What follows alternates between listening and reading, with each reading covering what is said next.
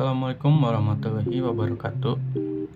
Perkenalkan, nama saya Cecep Saifullah dari kelas F2 Manajemen dengan nomor pokok mahasiswa 1012040. Video kali ini diajukan untuk memenuhi ulangan tengah semester pada mata kuliah Sumber Daya Manusia Kinerja dengan dosen pengampu Pulung Puriana. Studi Manajemen S1 Universitas Teknologi Digital Bandung.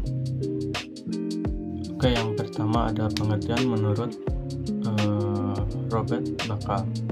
Menurut Bakal 1999, pengertian manajemen kinerja adalah komunikasi yang berkesinambungan dan dilakukan dalam kemitraan antara seorang karyawan dan atasan. Proses ini meliputi kegiatan membangun harapan yang jelas serta pemahaman mengenai pekerjaan yang akan dilakukan. Dan yang kedua ada menurut Michael Armstrong.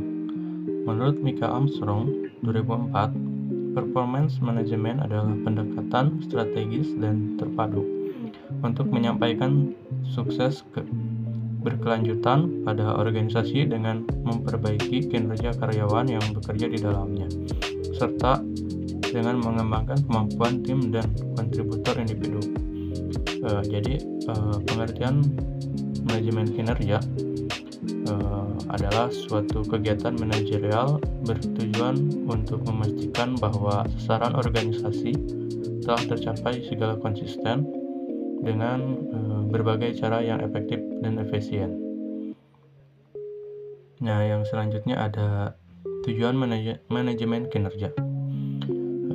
Pada dasarnya, tujuan manajemen kinerja adalah untuk menciptakan lingkungan di mana setiap orang dapat melakukan yang terbaik dari kemampuan mereka sehingga menghasilkan pekerjaan dengan kualitas terbaik secara efektif dan efisien.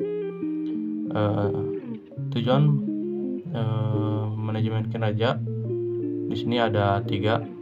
Yang pertama ada tujuan strategik, tujuan administratif, dan yang ketiga ada tujuan pengembangan. Yang pertama ada tujuan strategik. Tujuan strategik berhubungan dengan kegiatan pegawai sesuai dengan tujuan organisasi. Pelaksanaan suatu strategi memerlukan penjelasan mengenai hasil yang ingin dicapai. Karakteristik pegawai yang diperlukan, pengembangan pengukuran, dan sistem umpan balik bagi kinerja pegawai. Yang kedua ada tujuan administratif. Tujuan administratif berhubungan dengan evaluasi kerja untuk keperluan keputusan administratif, pengkajian, promosi, pemutusan hubungan kerja, dan lain-lain.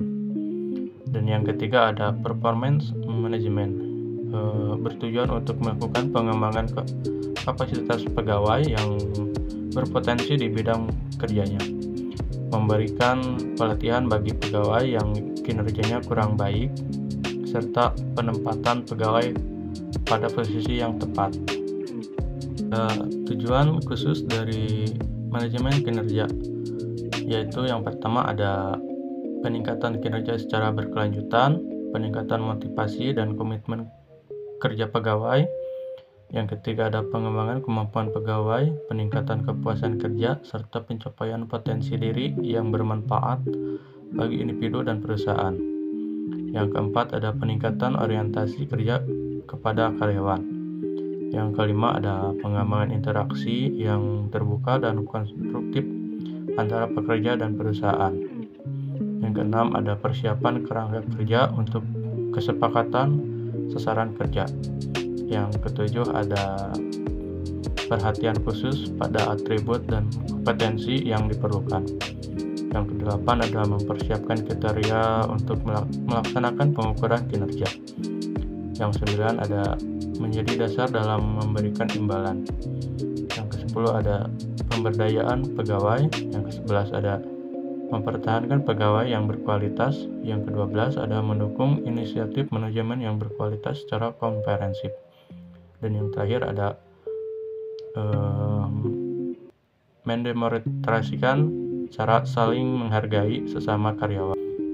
Di sini ada manfaat manajemen kinerja.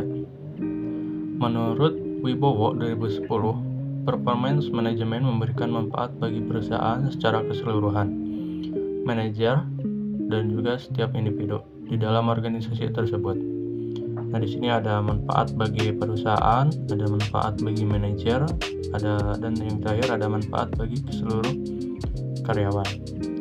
Yang pertama ada manfaat bagi perusahaan, yaitu sebagai acuan untuk menyesuaikan tujuan organisasi dengan tujuan tim dan individu dalam memperbaiki kinerja pegawai. Yang pertama ada untuk meningkatkan komitmen kerja pegawai, yang kedua ada untuk memperbaiki proses training dan pengembangan, yang ketiga ada untuk meningkatkan keterampilan pegawai, keempat ada sebagai upaya perbaikan dan pengembangan secara berkesinambungan, yang kelima ada sebagai upaya basis perencanaan karir karyawan, yang selanjutnya ada sebagai upaya mempertahankan karyawan berkualitas untuk mendukung program perubahan budaya kerja, dan yang terakhir ada untuk mendukung inisiatif kualitas total dan pelayanan konsumen.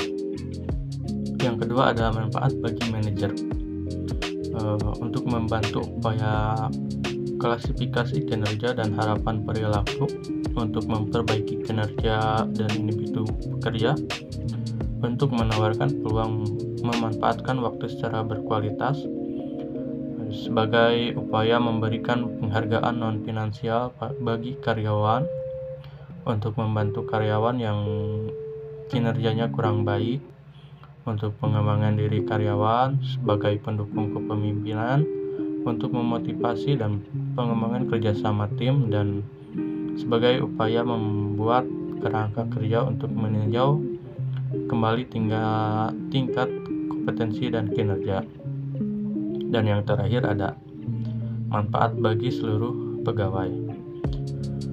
Yang pertama ada sebagai informasi peran dan tujuan karyawan untuk mendorong dan mendukung kinerja karyawan, untuk membantu mengembangkan kinerja dan kemampuan karyawan, sebagai peluang untuk memanfaatkan waktu yang berkualitas, sebagai dasar objektivitas dan kejujuran dalam mengukur kinerja, dan yang terakhir ada untuk membantu agar pegawai fokus pada tujuan, rencana perbaikan, dan cara bekerja. Syarat manajemen kinerja. Penerapan manajemen kinerja harus memenuhi syarat-syarat sebagai berikut. Yang pertama ada perusahaan harus memiliki strategi yang jelas dalam upaya mewujudkan tujuannya. Yang kedua ada perusahaan memiliki indikator kinerja utama atau Key Performance Indicator yang terukur secara kuantitatif, memiliki target yang ingin dicapai dan jelas batas waktunya. Dan yang selanjutnya ada terdapat kontrak kinerja di mana ukuran-ukuran kinerja dituangkan dalam bentuk kesepakatan antara bawahan dan atasan. Yang selanjutnya ada terdapat siklus manajemen kinerja yang baku dan dipatuhi seluruh elemen perusahaan, yaitu berupa perencanaan kinerja, pelaksanaan, pengawasan, dan evaluasi. Yang selanjutnya ada terdapat pemberian reward dan punishment yang sifat membangun dan konsisten di dalam perusahaan.